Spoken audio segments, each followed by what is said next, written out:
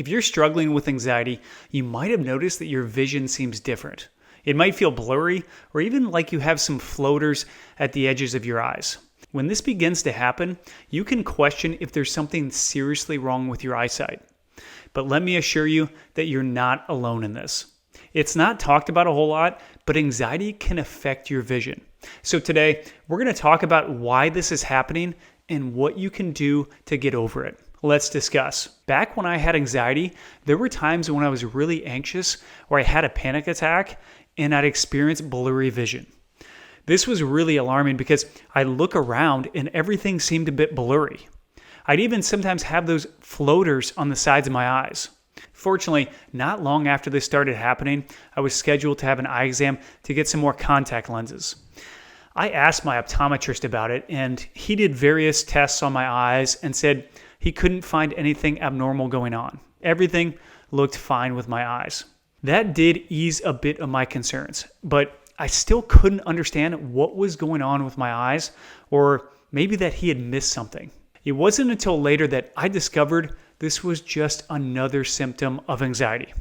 See, what I didn't know back then was anxiety creates all sorts of strange and intense symptoms.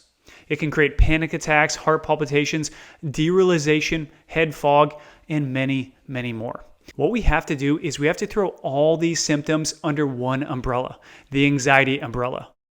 What I mean by that is we need to attribute our blurry vision as well as all our other symptoms to anxiety and stop worrying that we have some other problem or condition.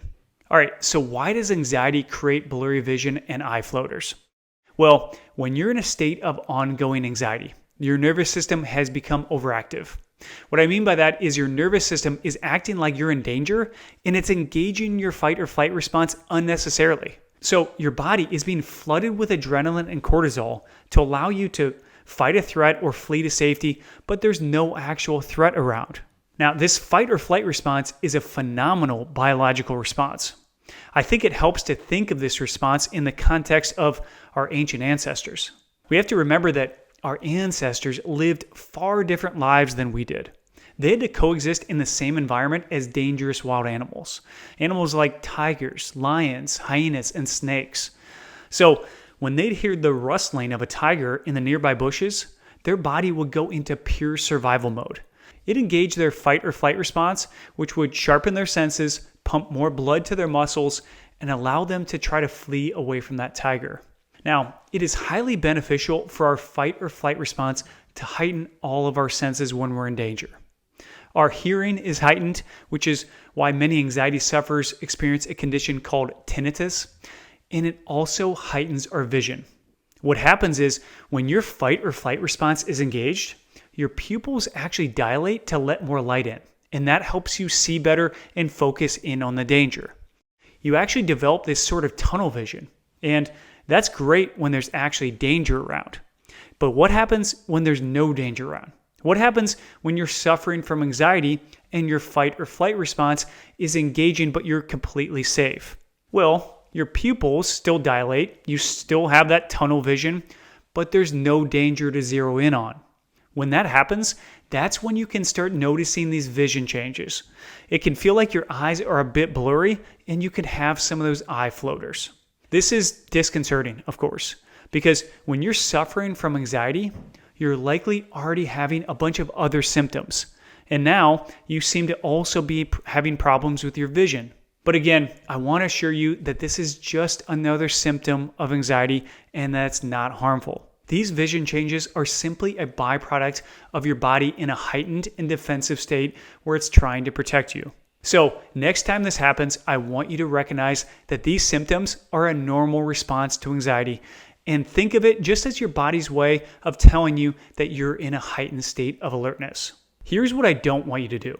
Don't try to fix your vision. I see so many anxiety sufferers try to focus on trying to cure their individual symptoms, but that doesn't work. The real focus needs to be on desensitizing your nervous system so you're not constantly being flooded with unneeded stress hormones. Once you do that, every one of the symptoms of your anxiety will go away. A big part of how you desensitize your nervous system is implementing what I call the fearless approach.